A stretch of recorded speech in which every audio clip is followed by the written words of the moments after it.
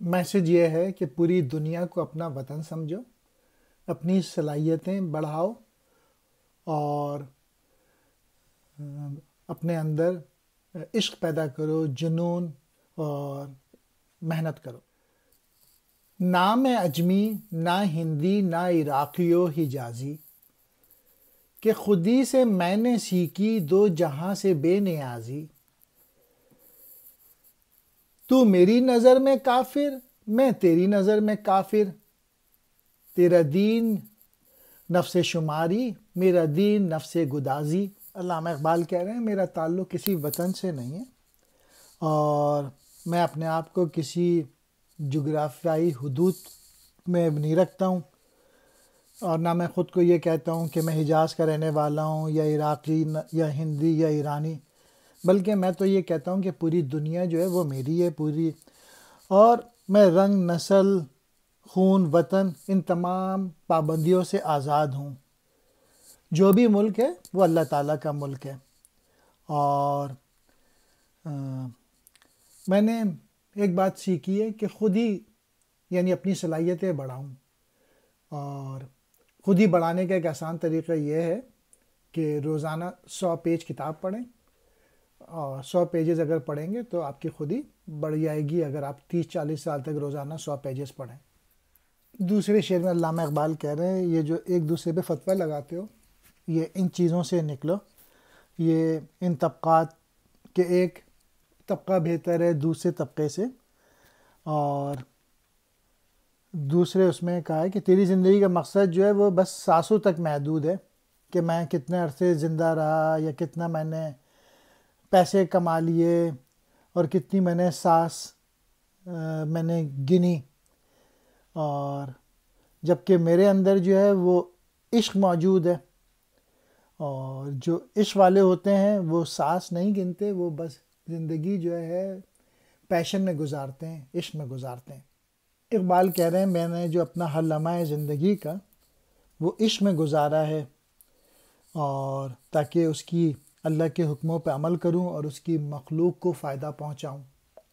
یہ پوئٹری لکھ کے انہوں نے مخلوق کو فائدہ پہنچایا ہے اپنی خود ہی ڈیولپ کر کے۔ اجمی کہتے ہیں غیر عربی کو، ہندی کہتے ہیں ہندوستان میں رہنے والا، حجازی حجاز کا رہنے والا، خودی اپنے آپ کی شناخت، اپنی صلاحیتیں بڑھانا، اپنا پوٹینشیل بڑھانا، ول پاور، ایگو، بے نیازی، بے پرواہی، نفس شماری، سانس گننا یعنی زندہ رہنے سے محبت، نفس گداسی، سانس پگھلانا یعنی جد و جہد، دوسروں کو فائدہ پہنچانا، محنت کرنا، اسٹرگل کرنا، اپنی صلاحیتیں بڑھانا۔ تو بدل گیا تو بہتر کہ بدل گئی شریعت، کہ موافق تدروواں نہیں دین شہبازی۔ تیرے دشت و در میں مجھ کو وہ جنون نظر نہ آیا، کہ سکھا سکے خرد کو راہ و رسم کار سازی۔ نہ جدا رہے نواگر تب و تاب زندگی سے، کہ ہلاکی امم ہے یہ طریق نئے نوازی۔ تو خود بدل گیا، جیسے آج کل ایک ملا ہے جو کہ پی ڈی ایم کا رہنما ہے، جو کہ کرپٹ کا ساتھ ہی دے رہا ہے، وہ خود بدل گیا ہے۔ تو نے تو شریعت کو ہی بدل لی ہے، کیونکہ دین اسلام جو ہے وہ تو ایمانداری کا دین ہے، وہ تو شہبازی کا دین ہے، اور تو چکور بن بیٹھا ہے، اس لیے اب تجھے یہ دین جو ہے وہ راس نہیں آ رہا۔ یعنی تو جو ہے وہ خود تو شہباز نہیں رہا، بلکہ ایک تیتر کی ایک قسم بن گیا ہے۔ تو بس اب بدلی ہوئی شریعت اور تبدیل شدہ دین کے ہی قابل ہے۔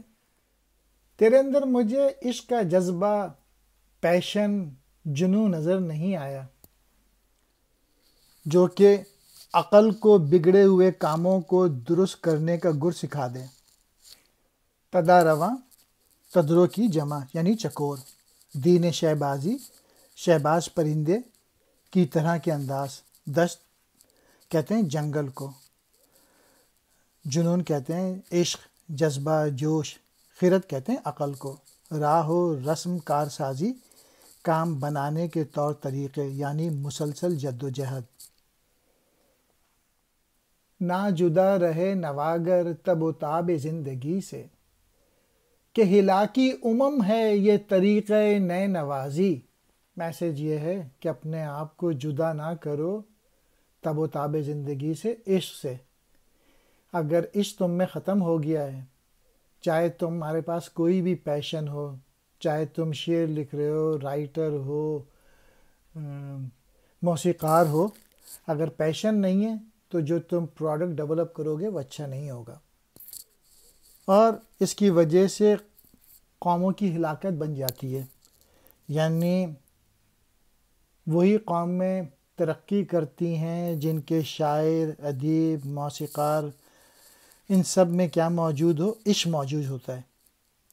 اگر عشق موجود نہیں ہے، سوز موجود نہیں ہے تو قومیں تباہ ہو جاتی ہیں، اور اگر عشق موجود ہے، جذبے موجود ہیں، پیشن موجود ہے تو قومیں ترقی کر جاتی ہیں۔